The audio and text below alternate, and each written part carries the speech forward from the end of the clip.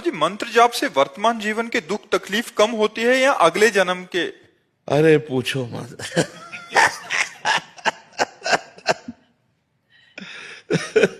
इसलिए कह रहे हैं कि अगर कहेंगे तो विश्वास नहीं होगा,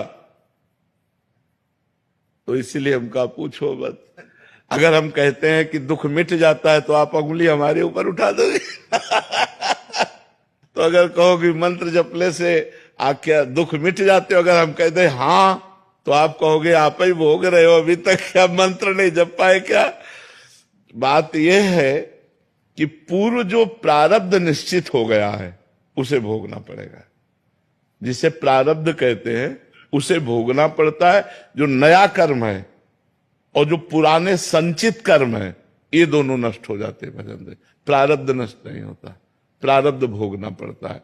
रामकृष्ण परमहंस जी के गले में कैंसर था, बड़े बड़े संतों के शरीर में पीड़ाएं देखी गई। अगर भजन से सब पीड़ा नष्ट हो जाती तो भजन करने वाले को किसी को पीड़ा ही ना मिलती। आप विचार करके देखो, जितने बड़े बड़े संत या कोई भी भगत है, पीड़ा से युक्त पाया जाता है, क्योंकि उसके प्रारब्धों का नाश होता है। पूर्व संचित कर्म भस्म कर देते हैं भगवान, और क्रियमाण माने वर्तमान में जो हमसे गलती होती है उसे क्षमा कर देंगे।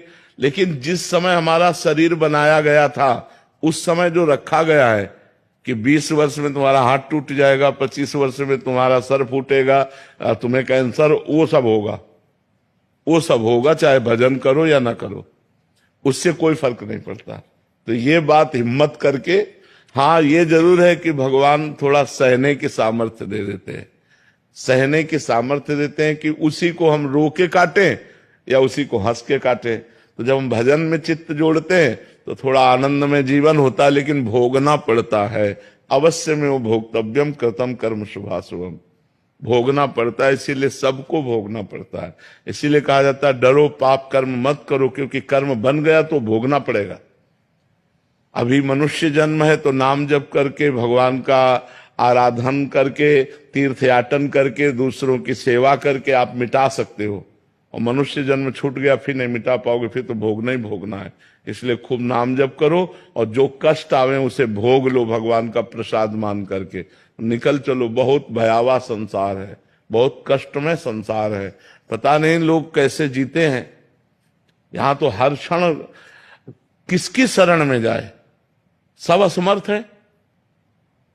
कोई भी बताओ ऐसा है जिसकी गोद में सर रखकर रोया जाए और हमको निश्चिंत कर दे?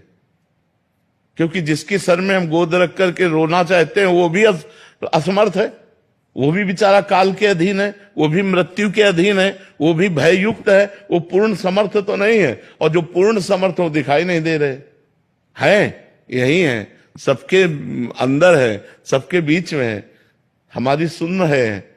लेकिन हमें लगता है प्रगट में कोई होना जिसके गले लग करके हम अपने दुख को वर्णन कर सके, हम रो सके, कोई हमें प्यार से कि आप निश्चिंत रहिए, हम है ना। वो ये करते नहीं है, छुपे छुपे